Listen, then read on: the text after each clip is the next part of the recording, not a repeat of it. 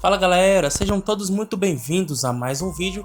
E no vídeo de hoje eu vou contar quem foi Mefibosete. Então fica até o final do vídeo e aprenda essa história magnífica.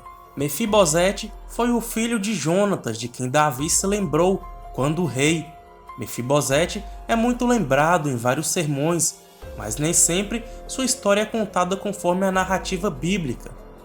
O nome Mefibosete originalmente pode ter os seguintes significados: Baal é advogado, herói de Baal, Baal contende, ou aquele que luta contra Baal. A história de Mefibosete é marcada por tragédias e frustrações. Mefibosete tinha apenas 5 anos de idade quando seu pai e seu avô morreram na batalha. Quando sua ama recebeu a notícia sobre a morte do seu pai e seu avô, tentou fugir apressadamente com ele, mas ela acabou deixando o menino cair dos seus braços, fazendo com que Mefibosete ficasse aleijado dos 2 pés. Depois desse episódio, Mefibosete foi levado para Lodebar, um lugar em Gileade. Lodebar ficava a leste do rio Jordão. Muitos estudiosos consideram que provavelmente Lodebar é o mesmo lugar chamado de Debir. Lodebar significa literalmente coisa de nada, no sentido de esquecimento. Em Lodebar, Maquir, filho de Amiel, se encarregou de cuidar de Mefibosete. Mais tarde, Mefibosete também teve um filho chamado Mica. A história de Mefibosete realmente ganha destaque quando Davi, estabelecido como rei de Israel, se lembrou de sua amizade com Jonatas. Então, ele perguntou se havia restado alguém da casa de Saul, por quem ele poderia mostrar lealdade em honra a essa amizade. Na ocasião, Ziba, servo da casa de Saul, informou o rei Davi sobre Mefibosete. Então, imediatamente Davi mandou buscar Mefibosete em Lodebar. Ele entregou ao filho de Jonatas as propriedades de Saul, permitindo que ele se sentasse diariamente à mesa do rei. Davi também ordenou que Ziba fosse seu servo. Ainda no livro de 2 Samuel, temos o relato da traição de Ziba no tempo da revolta de Absalão. Naquela ocasião, Davi havia fugido de Absalão e Ziba foi ao seu encontro levando provisões necessárias para aquele momento difícil.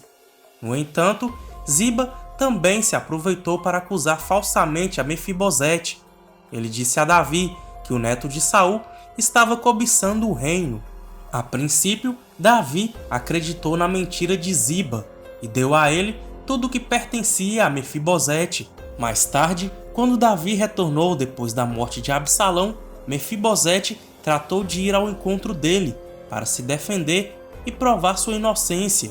Mefibosete contou que havia pedido que Ziba selasse um juramento para que ele pudesse viajar ao encontro de Davi. Porém, Ziba o deixou para trás e arquitetou um plano para acusá-lo de traição. Após conhecer a versão da história dada por Mefibosete, Davi acreditou nele, porém, ainda assim, propôs que os bens herdados por Mefibosete fossem divididos entre ele e Ziba. Surpreendentemente, Mefibosete abriu mão de toda aquela herança. Ele deixou com que Ziba ficasse com todos os bens e mostrou que sua preocupação estava concentrada apenas no bem-estar de Davi. Os relatos sobre Mefibosete terminam no episódio em que membros da casa de Saul foram executados pelos gibeonitas.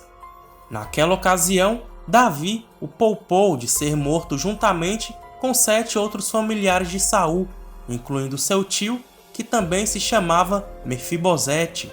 Realmente, a história de Mefibosete proporciona um grande sermão que traz importantes lições, mas definitivamente o foco dessa história não é sobre prosperidade, mas sobre o caráter de um homem que, apesar das tragédias e dificuldades, permaneceu fiel aos seus princípios.